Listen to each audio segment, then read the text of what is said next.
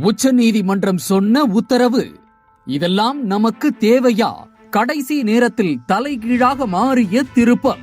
நடிகர் விஜயின் கடைசி திரைப்படமான ஜனநாயகன் வெளியாவதில் மேலும் மேலும் சிக்கல் நீடித்து வரும் நிலையில் விஜய்க்கு எதிராகவே தற்போது முடிந்துள்ளது. அரசியலுக்கு வரும் விஜய் தனது கடைசி படமான ஜனநாயகத்தை தணிக்கை சான்றிதழ் பெறுவதற்கும் மிகவும் கஷ்டப்பட்டு வருகிறார். குறிப்பாக பராசக்தி படத்திற்கு 25 கட் சொன்ன பிறகு கூட படக்குழு ஓகே சொல்லி சான்றிதழ் பெற்று திரையிட்டுள்ளது.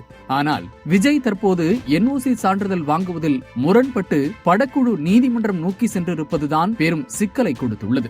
இது படக்குழுவை கடந்து விஜய்க்கு எதிராகவே முடிந்துள்ளது. உச்சநீதிமன்றம் சென்ற படக்குழு அங்கும் படத்திற்கு தடை வந்ததால் பட தயாரிப்பு நிறுவனம் உச்சநீதிமன்றத்தில் மேல்முறையீடு செய்தது. அங்கும் சென்சார் போர்டு சார்பில் கேவியட் மனு தாக்கல் செய்யப்பட்டது.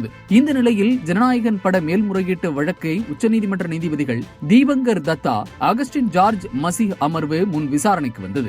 அப்போது ஜனநாயகன் விவகாரத்தில் தலையிட வேண்டிய அவசியம் இல்லை என்று கூறி வழக்கை விசாரிக்க உச்சநீதிமன்றம் மறுத்துவிட்டது. ஜனவரி 20ஆம் தேதி இந்த வழக்கை சென்னை உயர்நீதிமன்றம் விசாரிக்கும் என தெரிவித்த 2 நீதிபதிகள் அடங்கிய அமர்வு உயர்நீதிமன்ற அமர்வில் தங்களின் தரப்பு வாதத்தை முன்வைக்குமாறு அறிவுறுத்தியுள்ளது. இதனையடுத்து மீண்டும் சென்னை உயர்நீதிமன்றத்தில் விசாரணை நடைபெற உள்ள நிலையில் அங்கு மீண்டும் சென்சார் போர்டு வாதத்தை வைக்கும் பட்சத்தில் மீண்டும் படத்திற்கு சிக்கல் இருக்கக்கூடும் என்றே கூறப்படுகிறது. இதனால் அடுத்தது எப்போது படத்திற்கு அனுமதி கிடைத்தாலும் வெளியாவதும் சிக்கல் என்றே சொல்லப்படுகிறது. பொங்கல் பண்டிகையில் படத்தை வெளியிட்டு கலெக்ஷன் பார்க்கலாம் என்று காத்திருந்த நிலையில் அடுத்தது விடுமுறை நாட்கள் இல்லை என்பதால் எப்படி படத்தை வெளியிட போவது என்ற சந்தேகத்தில் படக்குழு இருக்கிறதாம். இதுவரை படம் குறித்து கருத்து தெரிவிக்காத விஜய் இதற்கு மேல் தேர்தல் பணிகளில் கவனம் செலுத்துவாரா அல்லது படத்திற்காக நேரம் செலுத்துவாரா என்ற கேள்விகள் எழுந்துள்ளது. அல்லது இப்படி அமைதியாக இருப்பதால் அரசியலை விட்டுவிட்டு மீண்டும் படம் நடிக்கவே சென்று விடலாம் என்ற முடிவிற்கு இறங்கியுள்ளாரா என்ற கேள்விகள் விஜயை சுற்றியுள்ளவர்களுக்கு அதிகரித்திருக்கிறது.